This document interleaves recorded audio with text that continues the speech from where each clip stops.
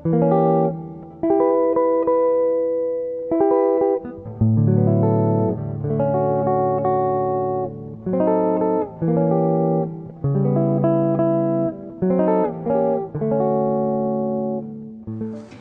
pemirsa dan teman-teman sebangsa dan setanah air, kembali bertemu dengan saya, Sugeng Saryadi, dalam Forum Sugeng Saryadi, yang merupakan kerjasama Sugeng Saryadi Syndicate dengan QTV, Harian Sore Sinar Harapan, sebuah harian sore yang pantas untuk dibaca, dan PT Indofood Sukses Makmur Terbuka.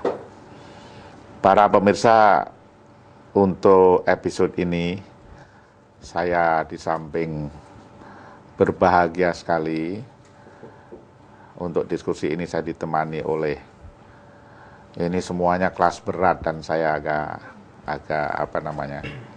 sedikit merasa harus hati-hati karena memang ini kelas berat dan topik yang saya angkat juga barangkali ini sumbangsih daripada forum saya untuk memperjelas sesuatu yang barangkali baru sekali ini akan dilakukan oleh teman-teman saya ini.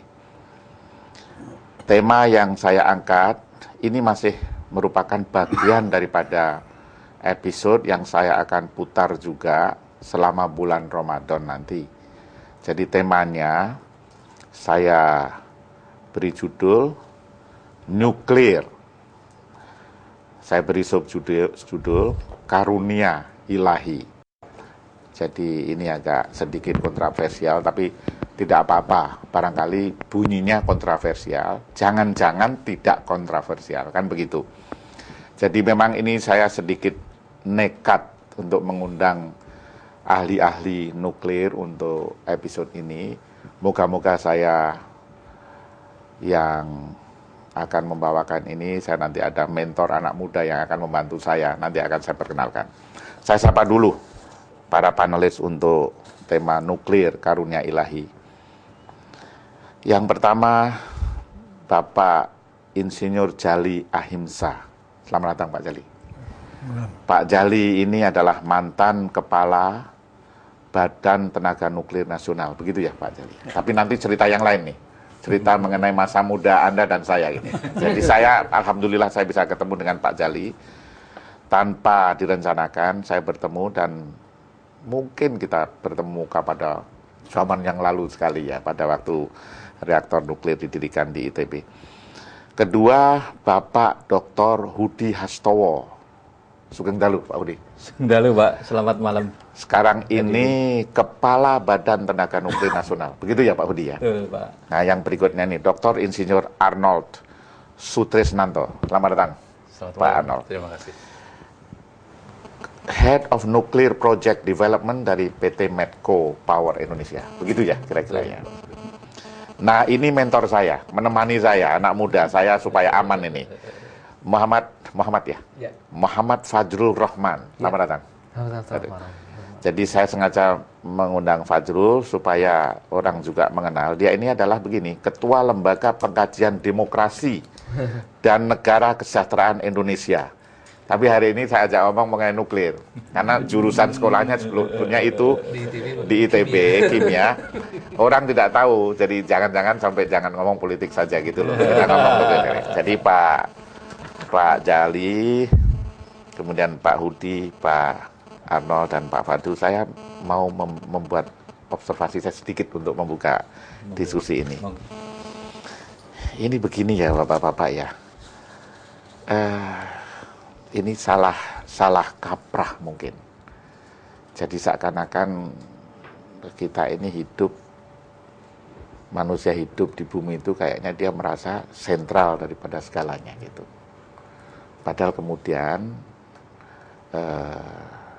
disadari oleh para ilmuwan di kemudian hari, sudah itu kita itu sebetulnya hanya menjadi, dalam bahasa Inggrisnya itu, we are only part of the incredible explosion of life on a planet. Jadi kita ini adalah bagian dari sebetulnya penerus daripada kejadian awal itu. Jadi inilah yang kemudian dilupakan orang, yang terusnya adalah which it is part of the evolving system of stars. Jadi kan ini menarik sekali ya. Saya membaca ini kemudian saya masukkan kepada, karena ini bagian daripada bulan Ramadan itu, yang apapun, kita tidak semua beragama Islam, tapi agama apapun itu yang namanya melihat cakrawala itu sudah menjadi semacam fitrah manusia. Dia mengagumi tentang cakrawala itu. Sehingga kalau kitabnya Pak Anol, ada kitab Perjanjian Lama, mengenai kejadian, Quran sendiri mengenai kejadian bahwa menciptakan bumi dalam 6 hari dan seterusnya. Kemudian dalam Quran dikatakan tidak eloklah kalau matahari itu mendekat kepada bulan. Nah, itu udah mulai astronomi itu. Apakah ini pembenaran bahwa bumi itu yang mengitari matahari, kan begitu. Nah, sekarang dalam ilmu astronomi, saya akan ke Pak Hudi dulu nih, Pak Hudi ya.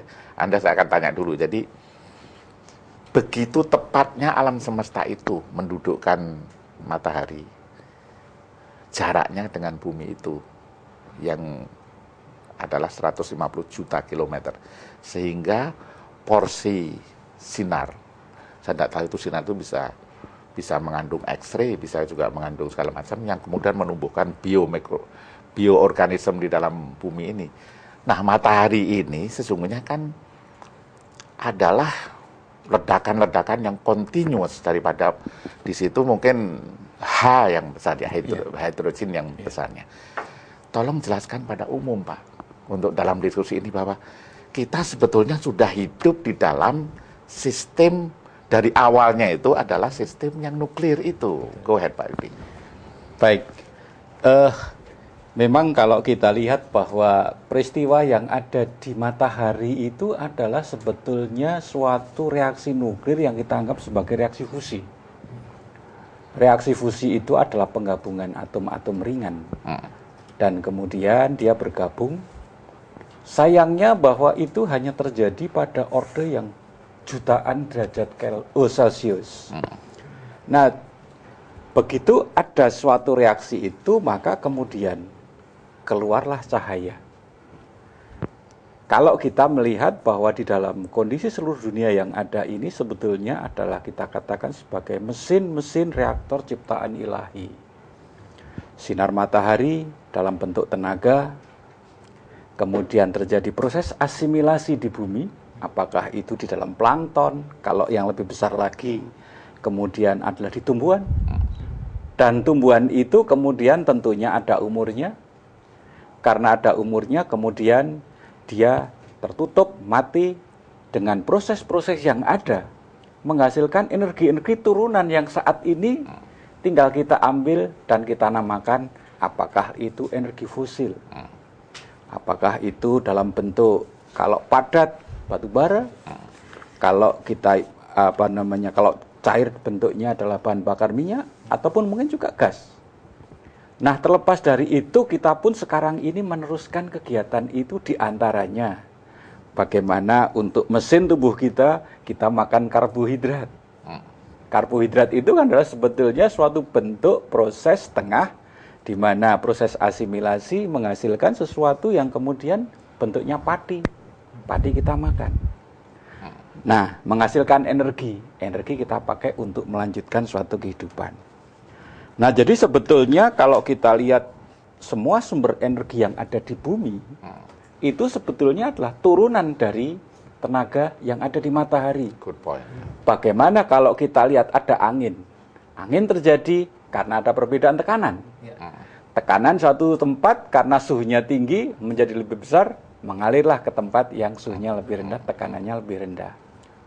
Terbalik. Tapi apapun angin, apapun yang namanya arus samudra, fosil, apalagi kalau langsung bagaimana orang memakai angin untuk kemudian dikonversi menjadi fotovoltaik atau thermal surya, itu sebetulnya turunan dari yang ada di peristiwa yang ada di matahari yang notabene itu adalah suatu reaksi inti. Nah, orang kemudian berpikir, bagaimana kita mencoba untuk menggunakan teori fusi itu, dan sekarang ini karena biayanya mahal, berbagai negara maju bersatu untuk berusaha menciptakan suatu reaktor fusi. Tetapi dari segi perkembangan yang ada, sejak saya dulu masuk fisika tahun 70-an, dikatakan 50 tahun lagi reaktor fusi akan menjadi kenyataan. Saya sudah 30 sekian tahun dari sekolah, ternyata sekarang pun juga 50 tahun yang akan datang. Yang menjadi tak masalah adalah bagaimana manusia